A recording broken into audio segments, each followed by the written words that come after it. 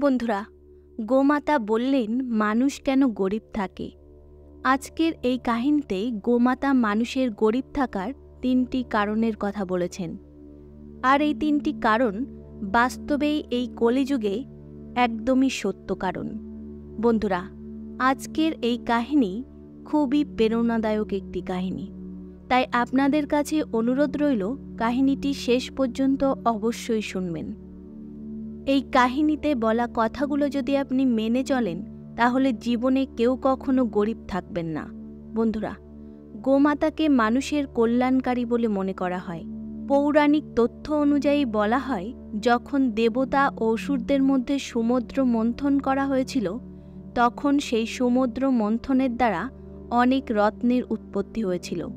আর সেই সকল রত্নের মধ্যেই একটি রত্ন হল গোমাতা। বন্ধুরা, পৌরাণিক কথা অনুসারে মনে করা হয় যে গোমাতার শরীরে ৩৩ কোটি দেবদেবী বাস করেন। অনেক প্রাচীন সময়কার কথা, একটি ছোট গ্রামে একটি চাষি তার স্ত্রীর সাথে বাস করতেন। ওই চাষির আর্থিক অবস্থা খুবই খারাপ ছিল, সে অত্যন্ত গরিব ছিল। কিছুদিন আগেই ওই চাষির ঘরে একটি নবজাতকের জন্ম হয়েছিল। যেহেতু চাষির ঘরে পুত্র সন্তানের জন্ম হয়েছিল, তাই চাষির খুশির ঠিকানা ছিল না। তার ঘরে হাসি খুশি এবং আনন্দের বাতাবরণ ছড়িয়ে পড়েছিল। কিন্তু বন্ধুরা, চাষি তো অত্যন্ত দরিদ্র ছিল, তাই তার সন্তান যত বড় হতে থাকে তার দুধের প্রয়োজনীয়তা তত বাড়তে থাকে। কিন্তু চাষির কাছে এমন কোনো পশু ছিল না যে তার দুধ তার ছোট নবজাতককে পান করাতে পারে। এই পরিস্থিতিতে চাষি অত্যন্ত দুশ্চিন্তায় ছিল। চাষি বুঝতে পারছিল না যে সে কি করবে। তার সন্তান তো ধীরে ধীরে বড় হচ্ছে, তার শরীরে দুধের প্রয়োজনীয়তাও বাড়ছে, কিন্তু তাকে দুধ কোথা থেকে এনে দেবে? তখন হঠাৎই তার সাথে তার একটি বন্ধুর দেখা হয়। তার সেই বন্ধু চাষিকে বলে যে, শোনো, আমাদের গ্রাম থেকে অনেক দূরে একটি গ্রামে একটি সাধু বাস করে, আর তার কাছে একটি সুন্দর গাভী আছে।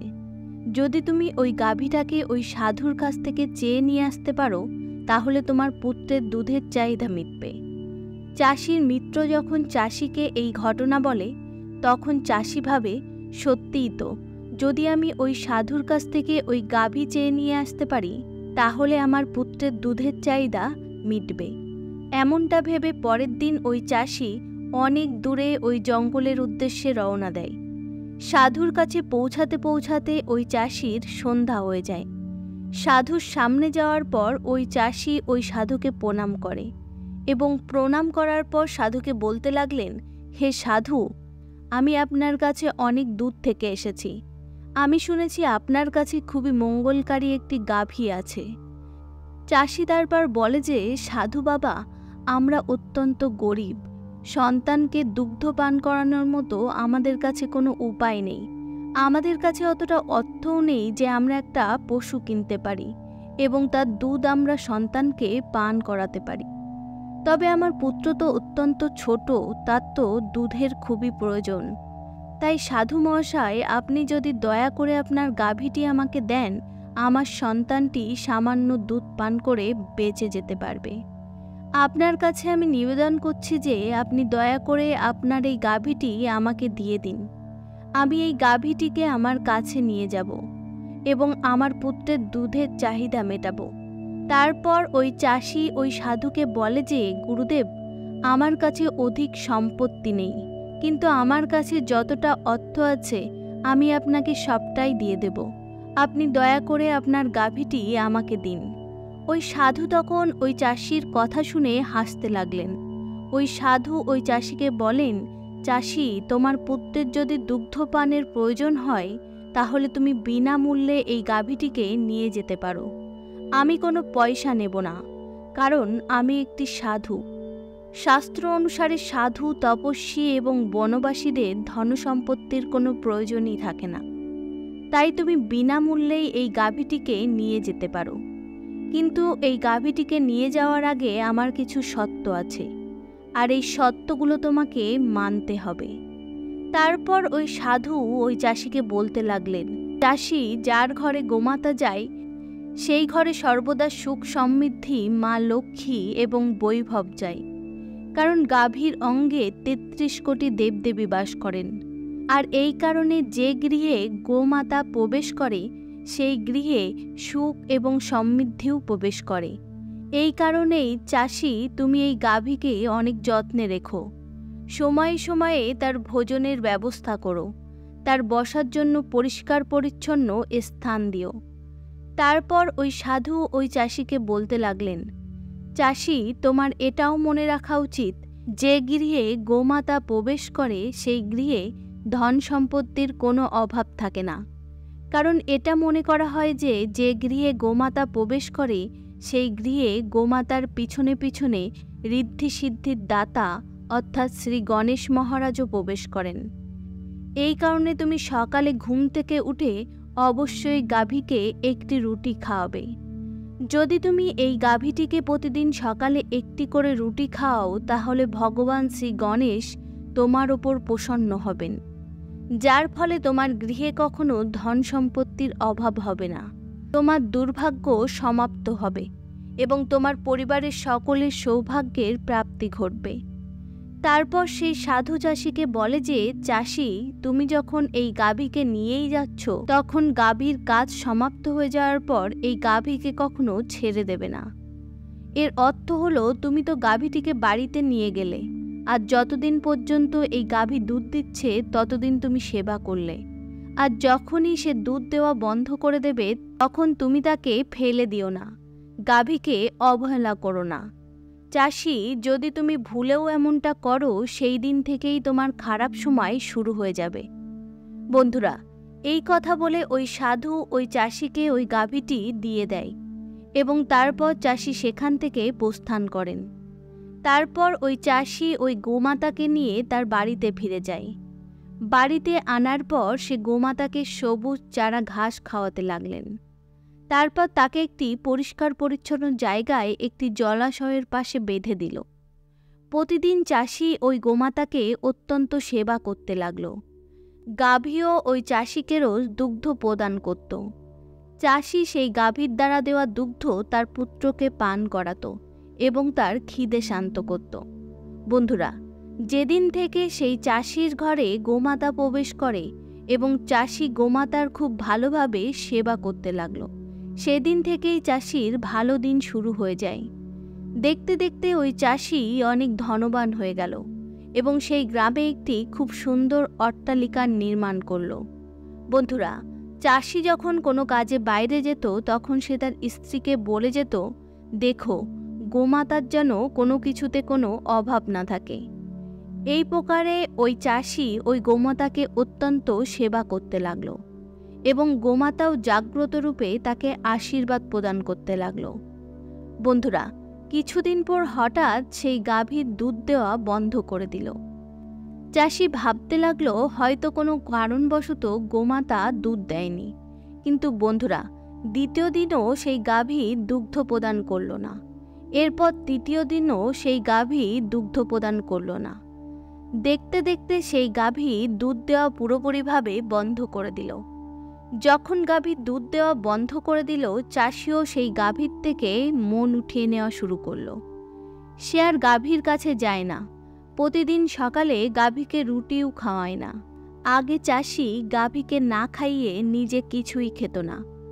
গাভীকে খাওয়ানো ভুলে গিয়ে এখন সে নিজে খাবার গ্রহণ করতে লাগলো।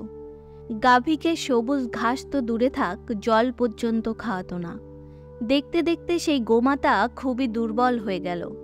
একদিন হঠাৎ সেই চাষি গোমাতার সামনে এসে উপস্থিত হলো এবং সেই গোমাতাকে দেখে চাষি খুবই রেগে গেল।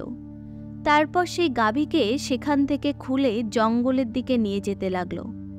জঙ্গলের ভিতরে নিয়ে গিয়ে সে সেই গাভীকে ছেড়ে দিল। তারপর সেই চাষি বাড়ি ফিরে এলো। যখন সেই চাষি তার গৃহে প্রবেশ করল, সে দেখল তার ছেলে অত্যন্ত অসুস্থ হয়ে বিছানায় পড়ে আছে। চাষি এতদিনে অনেক ধনবান হয়ে গিয়েছিল, তাই সে তাড়াতাড়ি নিজের সন্তানকে একটি ভালো বৈদ্যের কাছে নিয়ে গেল। বৈদ্যের কাছে গিয়ে ওই চাষি বলে যে, আমার ছেলের শরীর খুবই অসুস্থ হয়ে পড়েছে, আপনি যত ধন সম্পত্তি চান নিয়ে নিন, কিন্তু আমার পুত্রের যেন কিছু না হয়। দেখতে দেখতে চাষির ছেলে খুবই দুর্বল এবং অসুস্থ হয়ে পড়ল। বৈদ্য তখন বলতে লাগলো যে তোমার ছেলের যে অসুখ হয়েছে তাতে অনেক ধন সম্পত্তি খরচ হয়ে যাবে।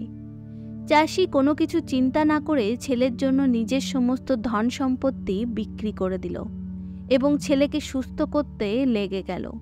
কিন্তু কোনো কিছুতেই কোনো সুরাহা হচ্ছিল না। চাষির ছেলের শরীর আরও বেশি অসুস্থ হয়ে গেল। তখন বৈদ্য বলে যে তোমার ছেলেকে সুস্থ করতে হলে আরও অনেক ধন সম্পত্তির প্রয়োজন। তারপর চাষি তার নিজের বানানো বাড়িকে বিক্রি করে দিল। দেখতে দেখতে সেই চাষি পুরোপুরি বরবাদ হয়ে গেল। অনেক ধন সম্পত্তি খরচ করার পরে শেষ পর্যন্ত তার পুত্র সুস্থ হলো। তারপর সেই চাষি তার পুত্রকে নিয়ে তার বাড়ির উদ্দেশ্যে রওনা দিল।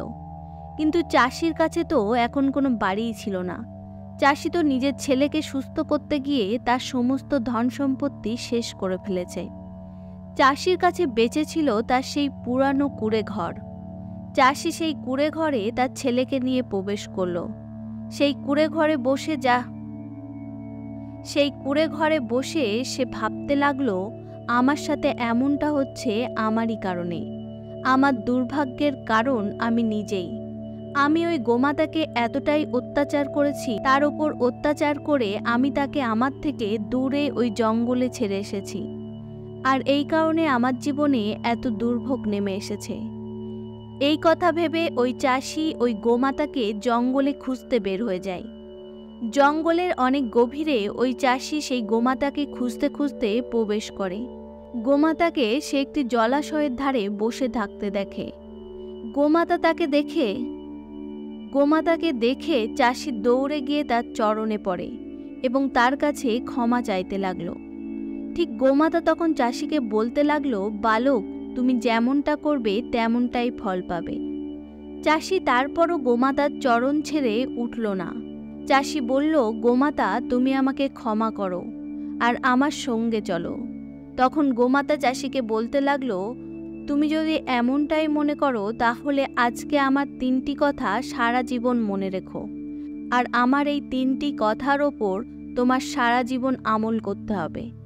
তারপর সেই গোমাতা চাষিকে 3টি কথা বলল।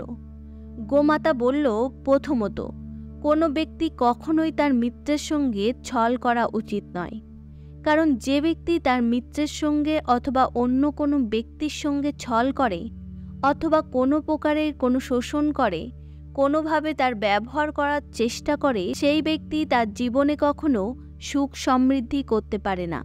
কারণ যে ব্যক্তি অন্য ব্যক্তির ভাগ্যে ছিনিয়ে খায়, সেই ভোজন তার পেটে কখনো সহ্য হয় না। এই কারণেই হে বালক, কখনো কারোর সঙ্গে ছলনা করো না, কাউকে কোনোভাবে প্রতারিত করো না বা কাউকে ব্যবহার করো না।